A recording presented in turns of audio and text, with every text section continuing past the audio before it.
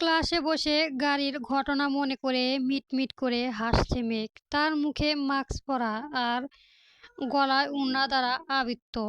ঠোঁটে আর ঘাড়ে থাকা লাভ বাইট লুকানো ন্যূনতম চেষ্টা করেছে মেঘ। নুহা বেশ দীর্ঘ সময় ধরে মেঘের সহ্যজলা মুখের দিকে সন্ধিহারা দৃষ্টিতে তাকিয়ে আছে। সাধারণ মেঘ ক্লাসে যথেষ্ট গম্ভীর মুখশ্রী নিয়ে বইয়ের ভিতর মুখ গুজে বসে থাকে, কিন্তু আজ এমন অদ্ভুত ব্যবহার কেন করছে? প্রেমে পড়লে মানুষ যেমন অন্যমনস্ক থাকে, মিটমিট করে করে হাসে, মেঘ তাদের মধ্য করেছে কেন? তবে কি মেঘ কারো প্রেমে পড়েছে? কিন্তু কে সে? ফারহান চৌধুরী। নুহা তার মনে সন্দেহ দূর করার জন্য উদ্দেশ্য প্রশ্ন করে, মেঘ, তুমি এমন মিটমিট করে হাসছো কেন? আর তোমার মুখ লজ্জায় এমন লাল হয়ে গেছে কেন? তুমি কি কারো প্রেমে পড়েছো? কে সেই ছেলে? ফারহান চৌধুরী। মেঘের ভাবনার মধ্যে হঠাৎ পাশে থাকা নুহার কণ্ঠ শুনে থমকে যায় মেঘ। সে এতক্ষণ কি করছিল তা ভেবে আফসোস করে। মেঘ হাসি থামিয়ে স্বাভাবিক কণ্ঠে উত্তর দেয়, নুহা, তুমি কি বলছো এই সব? আমি কার প্রেমে পড়তে যাব? আর ফারহান চৌধুরীর সাথে আমার কোনো সম্পর্ক নেই। কাল ফারহান চৌধুরী সমগ্র কলেজে সামনে হাঁটু গজে বসে মেঘকে প্রপোজ করেছে, আর মেঘ হ্যাঁ বলে দিয়েছে। তবুও মেঘ কেন বলেছে ফারহানের সাথে তার কোনো সম্পর্ক নাই? নুহা পুনরায় প্রশ্ন করে ওঠে, সম্পর্ক নাই মানে? ফারহান চৌধুরী তোমার হবু স্বামী হয় মেঘ।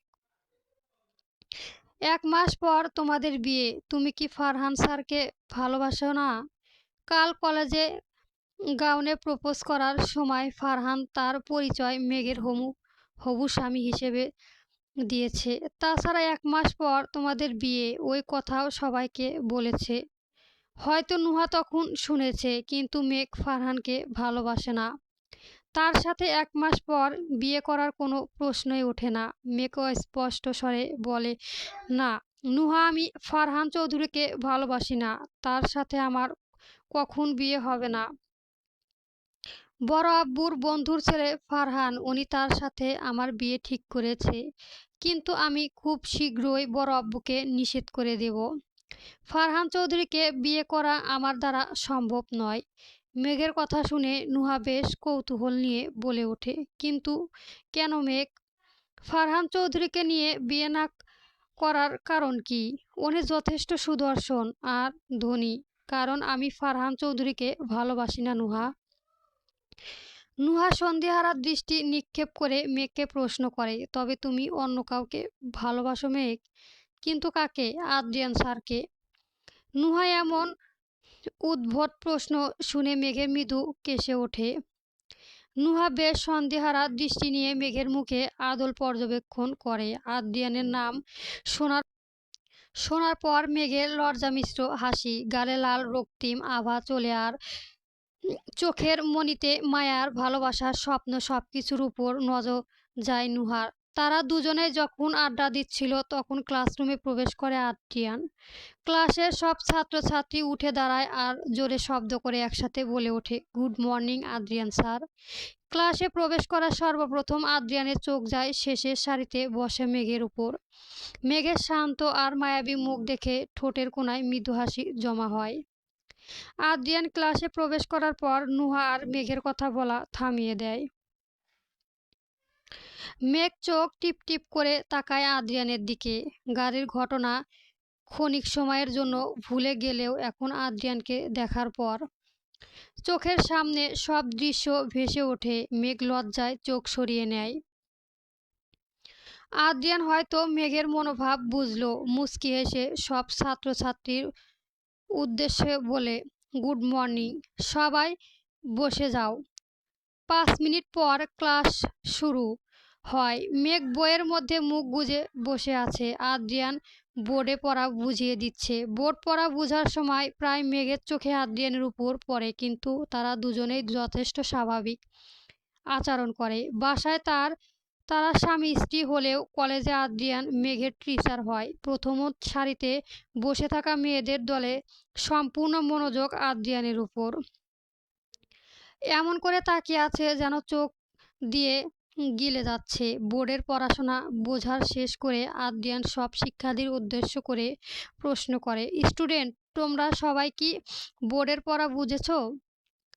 কোনো প্রবলেম থাকলে আমায় বলো, সলভ করে দিব।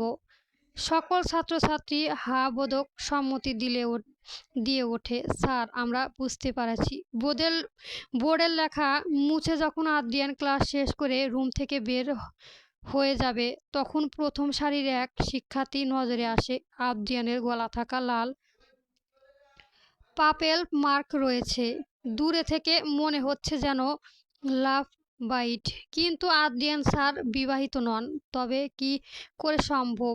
প্রথম সারির একজন মেয়ে দ্রুত জিজ্ঞেস করে, আদ্রিয়ান স্যার, আপনার গলায় এমন লাল দাগ হয়ে গেছে কেন? পাপেল মার্ক মতো। হঠাৎ একজন ছাত্রীর মুখে এমন প্রশ্ন শুনে আদ্রিয়ান অবাক হয়ে যায়। দ্রুত তার হাত চলে যায় গলায়। মেঘ বইপত্র ব্যাগে গুছিয়ে রাখছিল, কিন্তু প্রশ্নটা তার কানের কাছে পৌঁছানো মাত্রই চোখ বড় বড় করে তাকায় আদ্রিয়ানের দিকে। আদ্রিয়ান তার শার্টের কলার উঁচু করে উপরে বোতাম লাগিয়ে নেয়। এরপর মেঘের দিকে তাকিয়ে পৈশাচিক হাসি দিয়ে বলে ওঠে, কাল রাত খুব বড় এক মশা এসে গলায় কামড় দিয়েছিল, এই জন্যই এমন দাগ হয়েছে। ক্লাসে অন্য ছাত্রছাত্রীরা পুনরায় প্রশ্ন করে ওঠে, স্যার, আপনার বাসায় এত বড় মশা থাকে? আদ্রিয়ান মেঘের দিকে তাকিয়ে সবার চোখের আড়ালে চোখ টিপ দিয়ে বলে ওঠে, আর আমার বাসায় বিশাল বড় হাতি সাইজের এক মশা আছে। এখন প্রায় প্রতি রাতে এমন মশা কামড় খেতে হয়। দাঁত কটমট করে আদ্রিয়ানের দিকে তাকায় মেঘ। কত বড় সাহস! মেঘকে মশা বলল, তাও আবার বিশাল বড় হাতি সাইজের। কাল রাতে শুধু মেঘ গলায় কয়েকটা কামড় দিয়েছিল, কিন্তু আদ্রিয়ান যে কাল মেঘের ঠোঁটের গলায় কামড়ে দাগ বসিয়ে দিয়েছে। এই জন্য ইচ্ছে করে গাড়ির মধ্যে কামড় দিয়েছে মেঘ। আদ্রিয়ান মেঘের রাগী মুখ দেখে মুচকি হাসে। ছাত্রীরা জিজ্ঞেস করে, আদ্রিয়ান স্যার, আপনি তবে মশা তাড়ানোর কোনো ব্যবস্থা করেন না কেন? তবে ডেঙ্গু হয়ে যাবে তো। আদ্রিয়ান ছাত্রীর প্রশ্ন শুনে হাসে। এই মশা কামড়ে যদি ডেঙ্গু হয়ে যায় তবুও তাড়ানো যাবে না। আর আদ্রিয়ান চায় যেন তার সারা শরীর জুড়ে এই মশার বিস্তার হয়। এই মশা দূরে চলে গেলে তার বাঁচার সাধ্য নাই। আদ্রিয়ান সব কথা মনে মনে বলে মুখে শুধু বলে, এই মশা খুবই বেয়াদব, আমার শত তাড়নার পরও ঘাট থেকে নামবে না। আচ্ছা, বাদ দাও এই সব কথা। ক্লাস শেষ, এখন আমি আসি।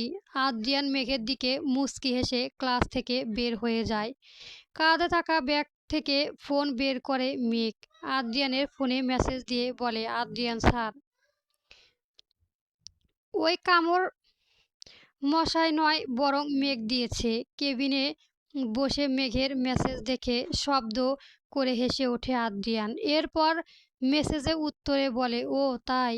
বর্তমানে মশা আর মেঘের দুইটাই খুব দুষ্ট হয়ে যাচ্ছে। মেঘ মৃদু হেসে মেসেজ করে, আর আপনি ওই দুষ্ট মশার জামাই হন। আদ্রিয়ান ভ্রু কুঁচকে ফোনের স্ক্রিনের দিকে তাকিয়ে দেখে এরপর মেসেজ দেয়, কি আমি মশা জামাই? মেঘ দুষ্ট হেসে আমদিল হয়ে বলে, না, আপনি এই মেঘের জামাই হন। আই লাভ ইউ জামাই যান। উফ, কি মিষ্টি করে ডাক দিল আমার বউটা। আই লাভ ইউ টু বউজান। একে অপরের মেসেজ পড়ে দুজনেই হেসে ওঠে। এরপর তারা আর কিছু সময় এমন প্রেম আলাপ করে। আমি পড়তে যা, কারণ আমার কোনো জামাই নেই, কিন্তু টেস্ট পরীক্ষা আছে দুপুর 2টা সময়। কলেজের ছুটি দেওয়ার মেঘ বেশ দীর্ঘ সময় ধরে গাড়ির ভেতরে ড্রাইভিং সিটে বসে মেঘের জন্য অপেক্ষা করছে আদ্রিয়ান। কলেজের ছুটি হয়ে গেছে প্রায় 10 মিনিট আগে। মেঘ এখনও কেন বের হচ্ছে না। আদ্রিয়ানের ভাবনার মাঝে হঠাৎ গাড়ির কাচের জানালায় কেউ নক করে। আদ্রিয়ান দ্রুত গাড়ির কাচ নামায়। জানালার অপর পাশে মেঘ দাঁড়িয়ে আছে। আদ্রিয়ান বলে, মেঘ, কলেজে ছুটি হয়ে গেছে প্রায় 10 মিনিট আগে। তুমি এতক্ষণ কোথায় ছিলে? তুমি দেরি করে আসলে আমার টেনশন হয়। এখন দ্রুত গাড়িতে উঠে বসো। মেঘ মুখ কাঁচুমাচু করে আদ্রিয়ানের দিকে তাকায়। ফারহানের সাথে ডেটে যাওয়ার কথা কি বলবে আদ্রিয়ানকে? কিন্তু আদ্রিয়ান যদি রাগ করে, ফারহানের সাথে যদি দেখা করতে না দেয়, তখন কি করবে মেঘ? মেঘ সিদ্ধান্ত নেয় ফারহানের সাথে ডেটে যাওয়ার কথা লুকিয়ে যাবে। মেঘ ভয়ার্ত কণ্ঠে মিথ্যে অজুহাত দিয়ে বলে, আদ্রিয়ান স্যার, আপনি আজ একাই বাসায় যান। আমি নুহার সাথে শপিং মলে যাব। শপিং মলে যাবে? মেঘ এই কথাটা শুনে আদ্রিয়ান অবাক হয়। হয়তো নতুন জামা কাপড় কেনা প্রয়োজন তাই যাবে। কিন্তু শপিং মলে যাওয়ার জন্য এমন ভয় পাচ্ছে কেন মেঘ? চোখে মুখে স্পষ্ট ভয় ফুটে উঠেছে, কণ্ঠে অদ্ভুত এক জড়তা। মেঘ কি কোনো কথা লুকোনোর চেষ্টা করেছে তার থেকে? তবে আদ্রিয়ান আর কথা বাড়ায়। গাড়ি স্টার্ট দিয়ে মেঘের মুখটির দিকে তাকিয়ে মৃদু হাসি দিয়ে বলে, ওকে, আমি একাই বাসায় চলে যাচ্ছি। তুমি নুহার সাথে শপিং মল থেকে ঘুরে আসো, কিন্তু তাড়াতাড়ি চলে আসবে, লেট যেন না হয়। আদ্রিয়ান চুপচাপ মেঘের কথা মেনে নিয়েছে দেখে মেঘ যথেষ্ট খুশি হয়। মেঘ বলে, আমি খুব দ্রুত চলে আসব, আপনি বাসায় যান। গাড়ি স্টার্ট দিয়ে বাসার উদ্দেশ্যে রওনা দেয় আদ্রিয়ান। মেঘ স্বস্তির নিঃশ্বাস ছেড়ে শান্ত হয়ে দাঁড়ায়। হঠাৎ মেঘের ফোনে ফারহানের নাম্বার থেকে কল আসে। মেঘ ফোন রিসিভ করে অপর পাশে থাকা ফারহান বলে ওঠে, মেঘ, তুমি কোথায়? আমি রেস্টুরেন্টে পৌঁছে গেছি। কলেজে কি ছুটি হয়েছে তোমার? মেঘ সম্মতিসূচক উত্তর দেয়, আমার কলেজ ছুটি হয়েছে। আপনি রেস্টুরেন্টে অপেক্ষা করুন, আমি আসছি। ওকে। প্রায় 30 মিনিট পর রেস্টুরেন্টে পৌঁছায় মেঘ। রেস্টুরেন্টের ভিতরে প্রবেশ করে দেখে এক পাশে কোনায় এক টেবিলে বসে আছে ফারহান। মেঘ এগিয়ে যায় ফারহানের কাছে, এরপর তার কাছে গিয়ে চেয়ার টেনে বসে পড়ে। ফারহান মেঘকে দেখে বলে, মেঘ, তুমি এসে পড়েছো? কখন থেকে তোমার জন্য অপেক্ষা করছি আমি। মেঘ জানে ফারহান বেশ দীর্ঘ সময় ধরে তার জন্য অপেক্ষা করছে। মেঘ বলে, আই অ্যাম সরি ফারহান, আমি আসতে একটু দেরি হয়ে গেছে। আপনাকে অনেক সময় ধরে অপেক্ষা করতে হলো। ফারহান মৃদু হেসে উত্তর দেয়, ইটস অল রাইট মেঘ। এখন বলো, কি খাবে? তোমার পছন্দের কোনো খাবার অর্ডার দেই আমি? ফারহান, আমি কিছুই খাবো না। আমি শুধু আপনার সাথে কিছু জরুরি কথা বলতে চাই। আমায় দ্রুত বাসায় ফিরে যেতে হবে মেঘ। আমরা আজ প্রথম ডেটে এসেছি। তুমি যদি কিছুই না খাও তবে কি করে হয়? আমি তোমার সব কথা শুনবো, আগে খাবার অর্ডার করি। ফারহানের জোরে বাধ্য হয়ে মেঘ বলে, ফারহান, আমি শুধু কফি খাবো। আমার হাতে খুব বেশি সময় নেই। ফারহান বেশ আগ্রহ দেখিয়ে মেঘের কাছে জানতে চায়, আচ্ছা যাও, আমি শুধু কফির অর্ডার করব। কিন্তু এখন বলো, কি এমন জরুরি কথা যার জন্য এত তাড়া দিচ্ছ তুমি? এতক্ষণ ফারহানের সাথে কথা বলার জন্য বেশ আগ্রহ প্রকাশ করছিল মেয়ে, কিন্তু এখন তার সব কথা কেমন কেমন জানি গুলিয়ে যাচ্ছে। কোথায় থেকে শুরু করবে বা কোথায় গিয়ে শেষ করবে তা বুঝতে পারছে না। মেঘ যথেষ্ট ইতস্তত করছিল, তবুও মনে সাহস দিয়ে সরাসরি বলে উঠল, ফারহান স্যার, আমার দ্বারা আপনাকে বিয়ে করা সম্ভব হয়। 1 মাস কেন, আগামী 7 জন্মেও আমি আপনার হতে পারবো না। হঠাৎ মেঘের মুখে এমন কথা শুনে ফারহান অবাক হয়ে যায়। অবিশ্বাস্য চোখে তাকায় মেঘের দিকে। ফারহান যেন কথাটা শুনলে ও বুঝতে পারেনি। ফারহান বলে, মেঘ, তুমি কি বলছো এইসব? আমার আর তোমার বিয়ে 1 মাস পর হবে। জামান আঙ্কেল নিজে আমার আব্বুর সাথে এই বিয়ে কথা বলেছে। ফারহানের কথা মনে মেঘ বোঝে। বড় আব্বু তার বিয়ের জন্য ফারহানের বাবার সাথে কথা বলেছে, কিন্তু সে কি করে ফারহানের বিয়ে করবে? মেঘ অবিবাহিত, তার স্বামী এখনো জীবিত। তাছাড়া মেঘের দ্বারা আদ্রিয়ান ছাড়া অন্য কোনো পুরুষকে ভালোবাসা সম্ভব নয়। মেঘ বলে, বড় আব্বুর কথা মান মান আমি রাখতে চাই ফারহান, কিন্তু আমার দ্বারা আপনাকে বিয়ে করা সম্ভব নয় ফারহান, আমি পারবো না। ফারহান এই যথেষ্ট জোরাল প্রশ্ন করে ওঠে, কিন্তু কেন মেঘ? কেন তুমি আমায় বিয়ে করতে পারবে না? এর কারণ কি? উত্তর চাই আমার।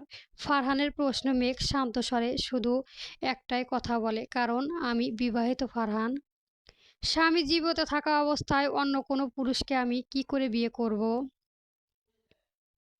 মেঘের বিয়ের কথা শুনে ফারহান অবাক হয়নি, কারণ সে জানে মেঘ বিবাহিত। তবুও সে চায় মেঘকে বিয়ে করতে। কোনো মানুষের অতীত দিয়ে তাকে বিচার করে না ফারহান। ফারহান বলে, মেঘ, আমি অনেক আগে থেকেই জানি তুমি বিবাহিত, কিন্তু এতে আমার কোনো অসুবিধা নাই মেঘ। আমি তোমায় ভালোবাসি। তাছাড়া তোমার স্বামীর সাথে আর 25 দিন পর তোমার ডিভোর্স হয়ে যাবে। তখন আমাদের বিয়ে হবে। ফারহানের কথার বিপরীতে মেঘ দৃঢ় কণ্ঠে বলে, ফারহান, আমি আমার স্বামীকে তালাক দিতে চাই না, ওনার সাথে সংসার করতে চাই। কিন্তু কেন মেঘ?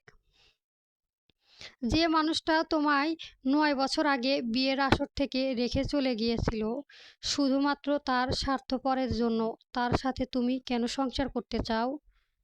তোমার ওই শয়তান স্বামী তোমার ঘৃণার ডিজার্ভ করে, ভালোবাসার নয়। ফারহানের কথায় যেন খুব ভুল না, কিন্তু তা নয়। আদ্রিয়ান 9 বছর আগে যা করেছে মেঘের সাথে তা অন্যায়, কিন্তু এখন আদ্রিয়ান নিজের ভুল বুঝতে পেরেছে।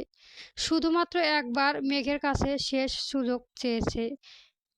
মেঘের কি একটা সুযোগ দেওয়া উচিত হবে না? মেঘ বলে, ফারহান, আমার স্বামী আমার সাথে যা করেছে তা অন্যায়, কিন্তু এখন সে নিজের ভুল বুঝতে পেরেছে। আমার কাছে শেষ সুযোগ চেয়েছে, তার ভুল ক্ষমা করে দেওয়া কি উচিত হয় আমার জন্য? মেঘের শেষ কথা শুনে ফারহান বেশ অবাক হয়। মেঘের স্বামী ভুলের ক্ষমা চেয়েছে মানে? জামাল সাহেবের ছেলের সাথে কি মেঘের দেখা হয়েছে আমেরিকায় এসে? কিন্তু কে সে? ফারহান বলে, মেঘ, কে তোমার স্বামী? 9 বছর আগে ঠিক কার সাথে তোমার বিয়ে হয়েছে? নাম কি তার? মেঘ বেশ দীর্ঘক্ষণ চুপ করে থাকে ফারহানের কথা শুনে, এরপর শান্ত কণ্ঠে বলে, আমার স্বামী নাম আদ্রিয়ান রেদওয়ান, বর্তমানে আমেরিকায় হার্ট সার্জন, আর আমি যে কলেজে পড়ি ওই মেডিকেলে টিচার উনি।